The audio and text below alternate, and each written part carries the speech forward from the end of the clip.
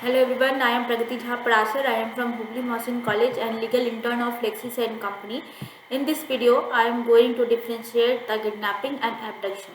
So, what is the differences between the kidnapping and abduction? So, the offense of the kidnapping is defined under Article 359 to 361 of IPC, and the offense of abduction is defined under Section 362 of IPC. So, what is the age limit of kidnapping and abduction? It is in kidnapping. It is committed in respect of minor. That is, in case of boy, that is 16 years of age, or in case of girls, 18 years of age, or a person of unsound mind. But in case of abduction, it is committed in the respect of person of any age.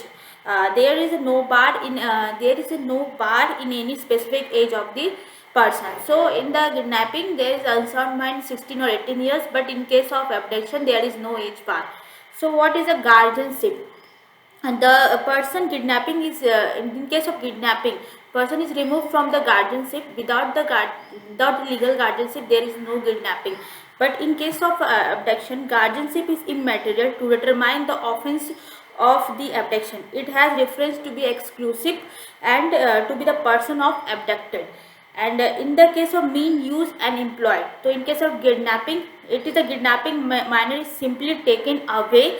The means used to kidnap a child may be the innocent, but in case of abduction, the means employed in abduction are force, compulsion, or the deceitful methods.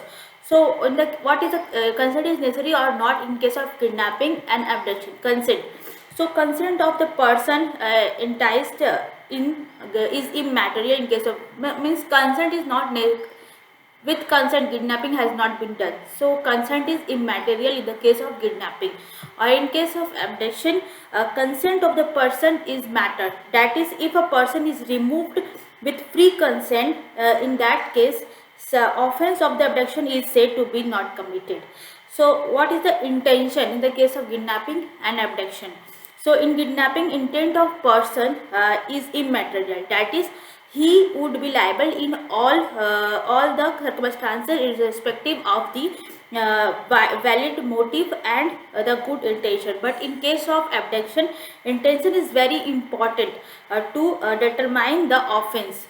So this is all about the kidnapping and abduction and their differences. Thank you.